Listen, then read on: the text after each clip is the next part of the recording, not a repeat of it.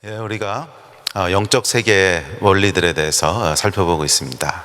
이 아침에도 영과 혼에 대해서 또 영과 육에 대해서 좀 살펴보려고 하는데요. 우리 몸도 여러분 건강한 몸이 있고 병든 몸이 있지요. 건강한 몸이 있고 병든 몸이 있습니다. 그와 마찬가지로 우리 영도 여러분 건강한 영이 있고 병든 영이 있습니다. 그래서 어떤 사람은 이렇게 대보면 영이 병들었다고 하는 게 보이고 느껴질 때가 있어요. 그 사람의 근데 이 영이 병들게 되면 몸이 총체적으로 이렇게 병든 모습으로 나타납니다. 그래서 마음도 굉장히 많이 망가져 있고 또 어떨 땐 질병을 가지고 있기도 하고, 그래서 영이라고 하는 것은 사실 우리 삶의 가장 본질적인 것이고 또 혼과 육을 다스리고 통치하는 것이기 때문에 영이 건강해야 됩니다. 영이 건강하다, 영이 강하다, 이게 다 같은 표현들인데 하여간 우리 안에 영이 강하고요, 영이 건강해야지 영이 병들어 있고 또 쇠해 있으면 안 됩니다. 그래서 사실 이런 표현들이 뭐 그렇게 자주 듣게 되는 표현들은 아닌데, 제가 첫날에도 말씀드렸지만 용어를 좀 구속해 보려고, 익숙한 용어들이 있으면 우리 안에 그게 잘 안 일어나죠. 영적인 반응들이 잘 안 일어나고 화석화되고 이런 것들을 보면서 조금 이렇게 리프레시 해 보려고 새로운 표현들을 제가 많이 이렇게 개발을 한 겁니다. 근데 약간 우리 영이 병들어 있으면 안 되고 영이 건강해야 되죠. 자, 그래서 오늘 아침에는 먼저 건강한 영의 특징, 그리고 병든 영의 특징, 그래서 건강한 영과 병든 영의 차이가 어떻게 되고 특징이 어떻게 되는가 하는 것을 먼저 간단히 살펴보고, 그리고 나서 영이 건강해지려면 어떻게 해야 되는가 하는 말씀들을 살펴보면서 저와 여러분 가운데 영이 건강한, 성령 충만한 은혜가 있게 되기를 주의 이름으로 축복합니다. 자, 병든 영과 건강한 영과 병든 영의 차이인데, 첫 번째는 영이 약하면 그러니까 육과 혼이죠. 우리의 혼과 육이 우리를 지배하게 됩니다. 그래서 그 결과 죄의 유혹에 속절없이 넘어갑니다.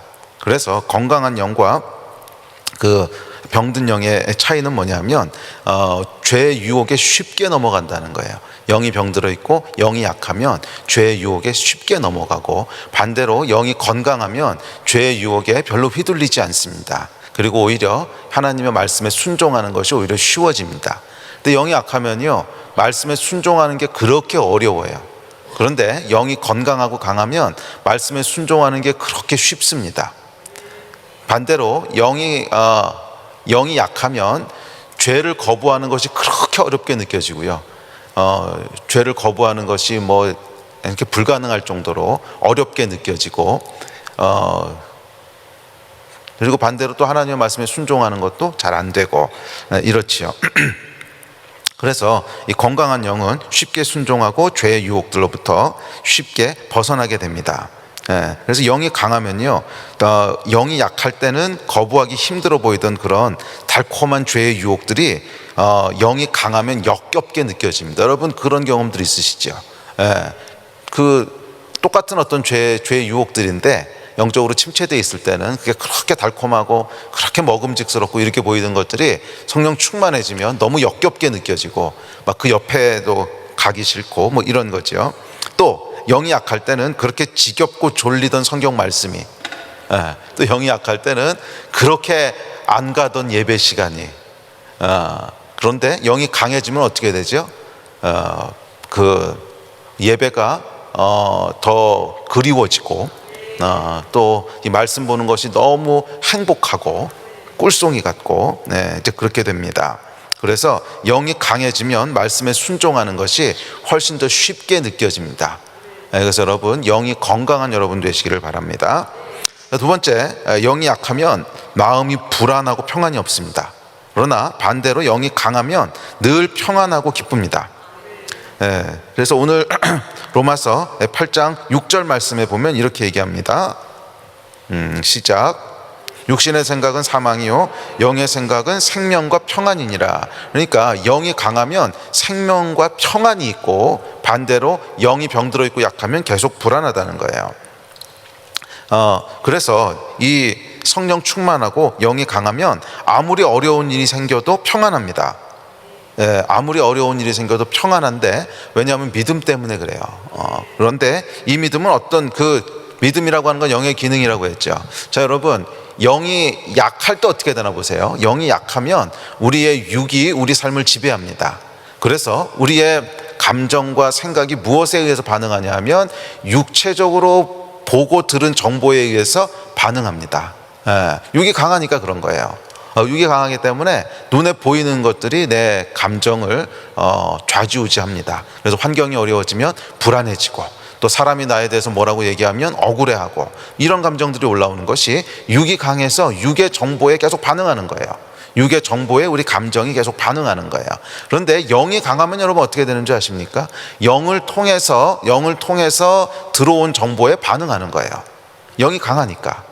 그래서 우리 안에 있는 내면은요, 이 두 가지 정보를 놓고 저울질을 하는 겁니다. 육에서 들어오는 정보를 가지고 반응할 것인가, 아니면 영에서 들어오는 정보를 가지고 반응할 것인가. 그 얘기는 어느 것을 더 실체라고 믿는가 하는 거죠.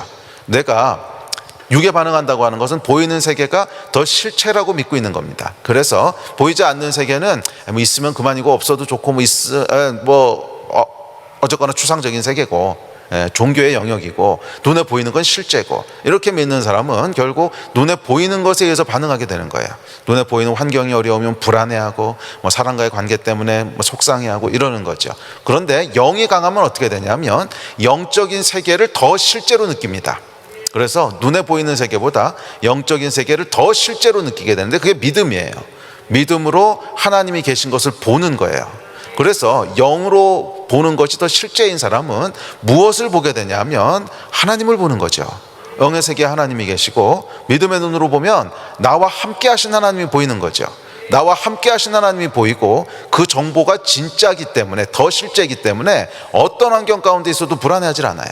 어떤 상황 가운데 있어도 평안함을 느껴요. 왜? 눈에 보이는 정보보다 보이지 않는 정보가 더 실제라고 하는 것을 내가 알거든요. 그게 영이 강한 사람의 특징이에요.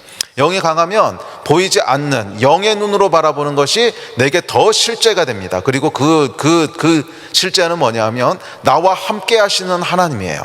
비록 눈에 보이진 않고, 비록 귀에 들리진 않지만, 나와 함께 하신 하나님, 나를 한순간도 떠나지 않으시는 하나님, 그것이 영이 나에게 주고 있는 정보예요. 그래서 영이 강한 사람은 이 영이 주는 정보에 내 감정이 반응하게 됩니다. 여러분, 감정은요, 여러분, 속일 수 없어요. 우리 감정은 뭐냐면 내가 무엇을 더 실제라고 믿고 있는가 하는 것을 그대로 나타내는 바로미터입니다. 그래서 주변에 보이는 환경들 때문에 계속 이 감정이 오르락내리락 한다면, 사실은 내 믿음은 뭐라는 거예요? 눈에 보이는 세계를 진짜라고 믿고 있다는 거예요. 내가 말로 뭐라고 표현하든지 간에 실제로 내가 믿고 있는 믿음이 뭔지를 그대로 드러내주는 게 감정이에요. 그래서 이 보이는 세계가 더 실제라고 믿고 있는 사람, 즉 육이 더 강한 사람은 결국 육적인 반응을 보이게 됩니다. 그것은 보이는 것에 의해서 감정이 오르락내리락 하는 거예요.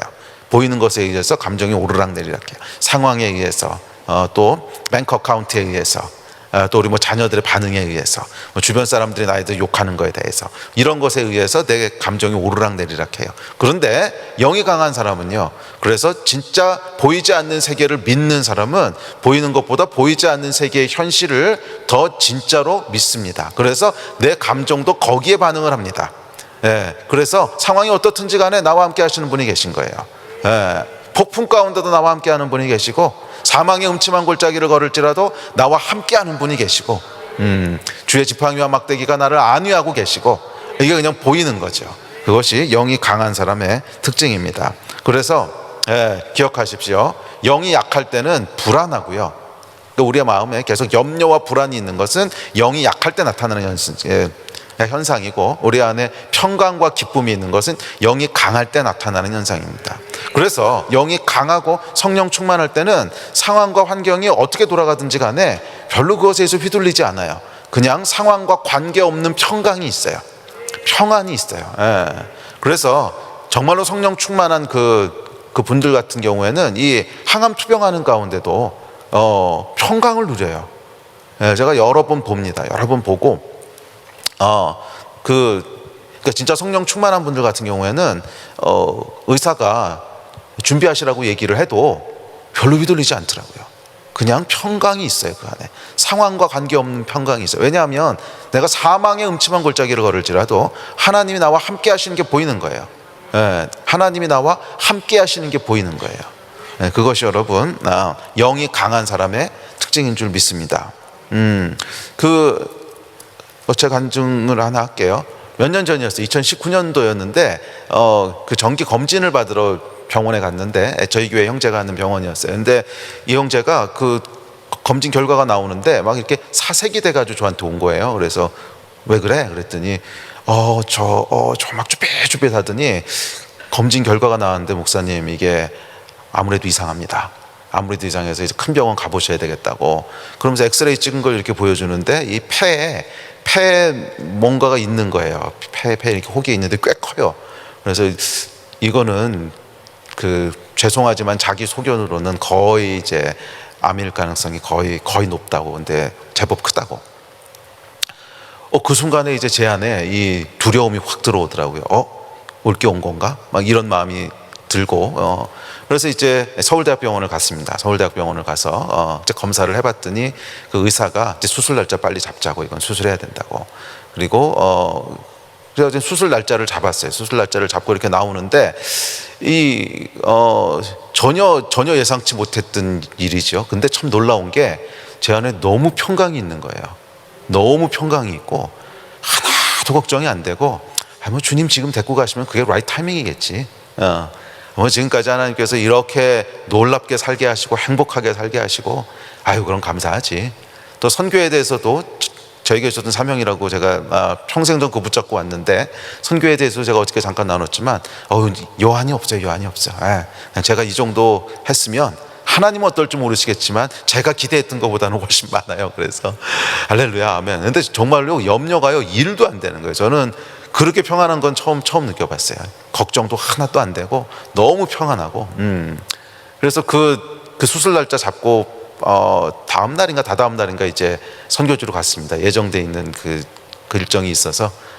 그래서 중동에 들어가서 거의 한 3주 정도 이제 그곳에서 해야 될 일을 다 마무리하고 돌아왔습니다. 근데 완벽한 평강이 있어요. 정말 완벽한 평강이 있더라고요. 염려가 1도 안 되고요. 그러고 나서 그 나중에 이제 수술하러 갔어요. 그래서 가서 이제 다시 한번 정밀 검사하자고 그래서 MRI 찍었는데 그냥 아무것도 없다고 가시라고. 그래서 그냥 나왔어요. 그래서 여러분, 이 불안한 것은 영이 약할 때 나타나는 증상이고요. 환경이 불안과 평강을 주는 게 아닙니다. 절대 아니에요. 환경에서부터 오는 것이 아니라 내가 육으로 바라보기 때문에 그래요. 영으로 바라보는 사람은 나와 함께 계신 하나님이 보이기 때문에 어떤 경우에도 불안하지 않습니다. 또 비슷한 얘기인데, 영이 약하면 두려움이 많고요, 영이 강하면 확신이 있습니다. 영이 강한 사람들은 확신 가운데 움직이고, 영이 약한 사람들은 두려움 가운데 움직여요. 두려움 가운데 움직인다고 하는 것은 뭐냐면 이걸 해도 되는 거야? 안 되는 거야? 확신이 없는 거예요. 하면서도 확신이 없는 거예요. 그런데 영이 강한 사람은 내가 뭘 해야 될지를 알아요. 이것은 해야 되는 일이야, 이건 하지 말아야 되는 일이야. 명확한 확신 가운데 움직입니다. 여러분, 믿음과 확신 가운데 움직이시기를 주의 이름으로 축복합니다. 뭔가 불안함 가운데 계속 선택하고 움직인다고 하는 것은 영적으로 건강하지 않다는 증거입니다. 영이 건강한 사람은요, 불안함 가운데 움직이는 것이 아니라 확신 가운데 움직이게 됩니다. 넷째, 영이 약한 사람은 불평이 많고요, 영이 강한 사람은 감사가 많습니다. 이것만 보면 금방 압니다. 계속 불평이 많은 사람은요, 영이 지금 굉장히 병들었다는 증거입니다. 영이 병들었다는 증거예요. 영이 강한 사람은 계속 감사가 나오게 됩니다.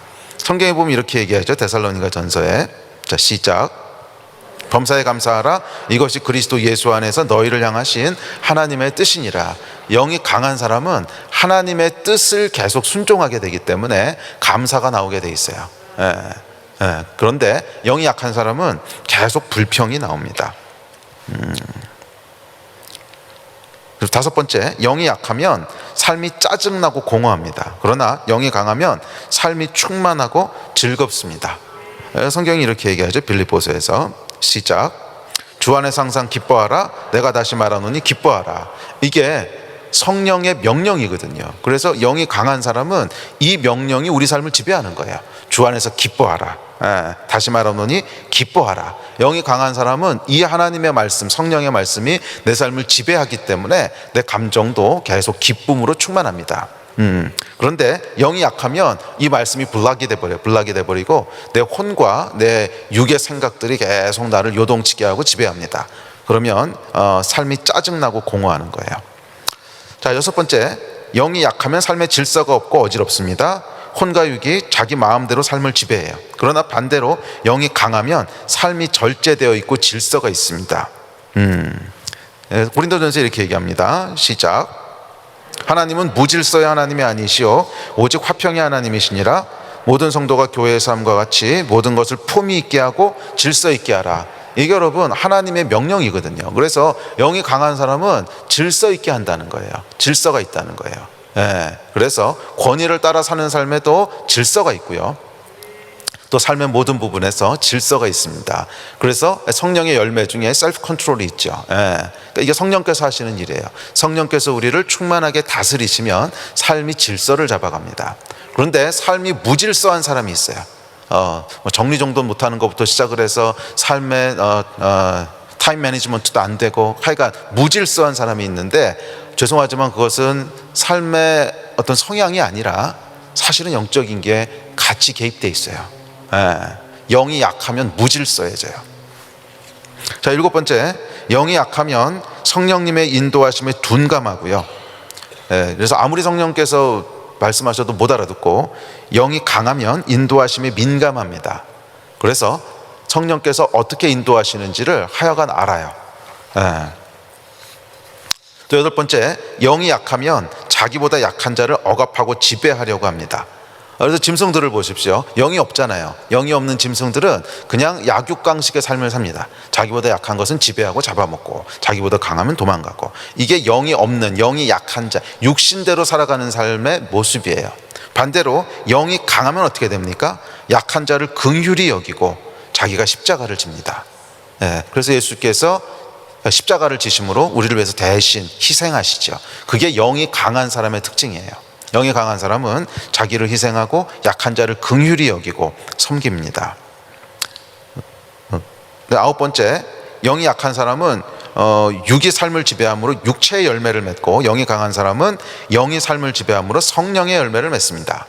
성령의 열매는 여러분들이 잘 아시는 갈라디아서 말씀인데 다시 한번 읽어볼까요? 시작. 오직 성령의 열매는 사랑과 희락과 화평과 오래 참음과 자비와 양선과 충성과 온유와 절제니 이 같은 것을 금지할 법이 없느니라. 영이 강한 사람은 이 열매를 계속 맺는 거예요. 자, 열 번째, 영이 약한 사람은 무기력하고 영이 강한 사람은 능력이 있습니다. 골로새서에서 이렇게 말씀하십니다. 시작. 내게 능력 주시는 자 안에서 내가 모든 것을 할 수 있느니라. 그래서 영이 강한 사람은 삶에 능력이 있습니다. 그래서 보이는 세계에서는 불가능한 일조차도 보이지 않는 세계를 끌어와서 사용한다 그랬죠. 카이로스의 시공간을 믿음으로 끌어와서 능력의 삶을 살게 되고, 반대로 영이 약하면 무기력합니다. 영이 약하면 무기력해요. 자, 그러면 여러분 무엇이 영적인 것이고 무엇이 혼적인 것인지를 잘 분별하시기 바랍니다. 무엇이 영적인 것입니까? 평안이 있는 것이 영적인 것입니다. 무엇이 혼적인 것입니까? 혼적 또는 육적인 것입니까? 불안한 것이 육적인 것입니다. 무엇이 영적인 것입니까? 확신 가운데 움직이는 것이 영적인 것입니다. 무엇이 혼적인 것입니까? 두려움과 확신 없음 가운데 움직이는 것이 혼적인 것입니다. 무엇이 영적인 것입니까? 감사가 있는 것이 영적인 것입니다. 무엇이 육적인 것입니까? 불평이 있는 것이 육적인 것입니다. 영이 강한 사람이 되시기를 주의 이름으로 축복합니다. 사람들이 오해하는 게 있어요. 첫날에 제가 말씀드렸지만 영이 강한 것하고 영이 예민한 것을 자꾸 오해를 합니다. 영이 예민한 것은 뭘 잘 보고 듣고 하는 건데, 물론 은사적으로 그것이 좋은 것이고 가치가 있는 것이지만 그것이 꼭 영이 강한 것만은 아니에요. 영이 예민해서 그런 사람들도 있다는 거예요. 그래서 무당들이 영이 예민한 사람들이잖아요. 그것과 영이 강한 것은 좀 달라요. 영이 강한 것은 영이 예민한 것이 아니라 영에 의해서 삶이 통치받는 거예요. 영에 의해서 삶이 통치받는, 내 감정도 내 의지도 영에 의해서 통치받는 거예요. 그래서 내 감정도 그 상황이 아무리 불안하고 어렵게 돌아가도 보이는 것에 의해서 반응하는, 육에 의해서 반응하는 것이 아니라 영으로 보는 것, 나와 함께 계신 하나님에 의해서 반응하는 이것이 영적인 것입니다. 자, 그렇다면 어떻게 영이 강해질 수 있을까요? 영이 강해질 수 있는 것은 영적인 원리를 따라 살면 영이 강해집니다. 그런데 지난 2000년 동안 교회가 영을 강하게 하는 방법들을 계속 프랙티스하고 개발했던 것들이 있는데, 그것은 아주 심플한 것입니다. 사실은 말씀과 기도예요. 아주 단순해요. 그래서 이 영적인 또 하나의 원리 중에 하나는 뭐냐면 복잡하지 않다는 거예요. 영의 원리는 여러분 그렇게 복잡하지 않습니다. 만약 영의 원리가 복잡한 거라면은 머리 좋고 공부 많이 한 사람만 깨달을 수 있지 않겠습니까? 근데 이거는 혼의 기능이거든요. 영이라고 하는 것은 아주 단순해요. 아주 단순한데 사실은 행하기가 어려운 것이지 이론 자체는 아주 단순합니다. 그것은 하나님의 말씀과 기도예요. 말씀과 기도로 영이 강건해지는 거예요. 자, 말씀이라고 하는 것은 우리 안에 주의 말씀이 들어오는 것이죠. 여러분 그 생물학에 동화작용이라는 게 있는데, 동화작용이라고 하는 게 이제 영어로는 assimilation인데, assimilation 또는 anabolism이라고 하는 건데, 그러니까 그게 뭐냐면 음식을 먹으면 소화되는 걸 이제 동화작용이라고 하죠. 그런데 이 동화작용을 잘 들여다보면 굉장히 신비합니다. 그 동화작용은 저희가 음식을 먹잖아요. 그럼 음식이 어떻게 되죠? 위로 내려가서 분해가 됩니다. 그리고 장에서 흡수를 하죠. 그리고 그것이 제 몸에 필요한 세포들을 만듭니다. 그러니까 그 얘기는 뭐냐면 제가 밖에서부터 먹은 것이 제 몸이 된다는 거예요. 그러니까 우리는 밖에 있는 것은 내 몸이 아니라고 생각하고, 내 몸은 내 안에서부터 뭔가 새로운 것들이 이렇게 올라와서 만들어진다고 생각하는데 그렇지 않다는 거예요. 하나님이 창조하신 원리를 보면 내가 먹은 것이 내 몸이 돼요. 그래서 분명히 어저께까지는 돼지였는데 제가 어젯밤에 그 돼지를 잡아서 삼겹살로 먹었어요. 그러면 오늘은 그 돼지였던 것이 제 몸이 돼 있는 거죠. 그러니까 여러분, 우리 몸을 무엇이 구성합니까? 밖에서부터 들어오는 것들이 구성하는데 영적으로도 똑같아요. 무엇이 우리 영을 구성하고 우리 마음을 만드는가, 특별히 우리 마음을 만드는 것은 밖에서부터 들어오는 것이 우리 마음을 만듭니다. 그래서 예수님께서도 눈에 대해서 말씀하시면서 눈이 어두우면 온몸이 어두울 거라 그러죠. 눈이 어두우면 온몸이 어두울 거라고요. 뭐예요? 보는 것이 저의 마음과 영혼을 계속 만들어 간다는 거예요. 영을 만든다는 표현은 약간 어폐가 있긴 한데 하여간 영향을 미친다는 거예요. 그래서 우리가 건강한 몸이 되려면 어떻게 해야 됩니까? 건강한 음식을 먹어야 됩니다. 좋은 음식을 먹지 않고 계속 정크푸드를 먹고 계속 쓰레기를 먹는데 몸이 건강해질 거라고 생각하는 것은 아주 미련한 일이죠. 마찬가지로 우리가 영이 강해지기 위해서는 좋은 음식을 먹어야 되는 거예요. 좋은 영적인 음식을 먹어야지 계속 쓰레기를 먹고 있으면서 영이 강해질 거라고 생각하는 것은 자기를 속이는 겁니다. 가장 좋은 음식이 뭐예요? 영의 음식, 말씀이에요. 하나님의 말씀이 계속 우리 안으로 들어왔을 때 그것이 건강한 영을 만들게 되는 것이지, 기본적으로 들어오는 재료가 계속 영적인 쓰레기예요. 계속 쓰레기 같은 것들을 보고 듣고 하고 있는데 영이 강해질 거라고 생각하는 것은 스스로를 기만하는 것입니다. 그래서 여러분, 이 영이 강해질 것이냐 영이 약해질 것이냐의 싸움은 아주 프랙티컬한 싸움인데, 무엇을 보고 듣느냐의 싸움이에요. 무엇을 보고 듣느냐. 계속 하나님의 말씀을 보고 듣는 사람은 기본적으로 영이 강해질 수밖에 없어요. 그러나 계속 세상의 것들을 보고 듣는 사람은 세상의 영이 강해질 수밖에 없는 거예요. 그렇지 않습니까? 스피리추얼 어시밀레이션이 있는 거예요. 우리 안에 들어온 것들이 소화가 돼서 내 몸을 이루듯이 내가 보고 들은 것이 소화가 돼서 내 마음과 영혼을 이루게 되는, 구성하게 되는 거예요. 그러면 여러분, 하나님의 말씀을 계속 먹으십시오. 하나님의 말씀을 계속 먹으십시오. 그래야 건강한 영이 될 수 있습니다. 두 번째, 기도는요 운동하고 똑같아요. 우리가 좋은 음식을 먹었으면 그 다음에 어떻게 해야 돼요? 운동을 해야죠. 몸을 계속 움직여야, 운동을 해야지 몸이 건강해지듯이 기도는 영적인 운동에 해당하는 거예요. 그래서 좋은 음식을 먹었으면 그 기도하는 것을 통해서 그 좋은 말씀이 내 것이 돼요.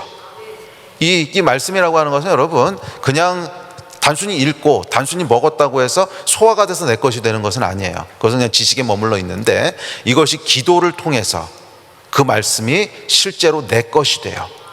기도는 말씀을 내 것으로 만드는 아주 중요한 작용이 있습니다. 그래서 기도는 운동이에요. 그래서 결국 이 영이 강해지느냐 영이 병들 것이냐 하는 싸움은 보고 듣는 것의 싸움입니다. 보는 것, 듣는 것. 세 번째가 있습니다. 세 번째 싸움은 뭐냐면 말하는 것의 싸움이에요. 내가 무엇을 말하는가. 이 말하는 것을 우리가 듣게 되지 않습니까? 네, 그래서 이번에 제가 와서 참 이 도전받고 은혜 받은 것 중에 하나가 매번마다 이렇게 선포하시더라고요. 예. 우리 가정 더 행복합니다. 더 행복합니다. 저는 이게 너무너무 중요하다고 믿습니다. 너무너무 중요하다고 믿는데 여러분 이 말은요, 말이라고 하는 것은 영이에요. 그 사람들이 말을 그냥 육체에 속한 기능이라고 생각하는데 아니에요. 말은 영에 속한 기능이에요. 말은 영이에요. 왜? 하나님은 말씀이시잖아요. 예. 잘 생각해 보세요, 여러분. 언어를 사용하는 것은 영적인 존재밖에 없어요. 누가 언어를 사용하나 보세요. 하나님이 언어를 사용하세요. 마귀와 천사들도 언어를 써요. 그리고 인간이 언어를 사용해요. 끝이에요. 없어요. 짐승들은 언어를 사용하지 않죠. 그렇잖아요. 무슨 시그널 정도는 있지만 그거하고 언어하고는 다르죠. 언어를 사용하는 것은 영적인 존재밖에 없어요. 왜? 영에 속한 기능이기 때문에 그래요. 그래서 여러분 말이 만약에 이 육에 속한 기능이라면 사실은 짐승들 중에서도 말하는 짐승들이 있어야 돼요. 예를 들면 그 사람하고 원숭이 뇌를 이렇게 조사를 해보면 한 90% 이상이 아니요, 사실은 그것 이상 비슷해요. 그러니까 이 원숭이가 뇌 세포수가 약간 작은 것뿐이지 구조는 인간이나 거의 차이가 없거든요. 또 DNA를 분석을 해보면 90몇 %가 이건 사람하고 원숭이하고는 똑같습니다. 그렇다면 말이 만약에 육체에 속한 기능이라면 원숭이가 뇌세포수가 사람보다 한 30%밖에 안 된다면 사람처럼 말은 못해도 30%에 해당하는 말은 해야 되는 거잖아요. 그런데 원숭이는 전혀 얘기를 못합니다. 전혀 아무런 얘기를 하지 못해요. 왜? 말이라고 하는 것은 영에 속한 기능이기 때문에 그래요. 그래서 여러분들이 어떤 말을 하느냐에 따라서 하늘에 영향을 미치는 거예요. 내가 믿음의 말을 할 때 하늘에서 묶이기도 하고 풀리기도 하고, 내가 믿음의 말을 할 때 하나님이 보좌를 움직이시고, 그래서 우리가 어떤 말을 하느냐에 따라서 영적인 기류가 바뀝니다. 그 잘 생각해 보세요. 열 점탕꾼이 돌아와서 부정적인 얘기를 했을 때 백성 전체의 영적인 기류가 확 바뀌잖아요. 낙심해서 넘어지게 되는. 이게 뭐예요? 영적인 기류를 바꿔버린 거거든요. 그 말이. 말이라고 하는 게 그런 거예요. 말이라고 하는 것이 영적인 기류를, 애트모스피어를 바꿔요. 왜? 말은 영에 속한 기능이기 때문에 그래요. 그래서 우리가 말을 뱉을 때 그냥 이 말은 소리하고는 달라요. 소리하고 말은 다른 거예요.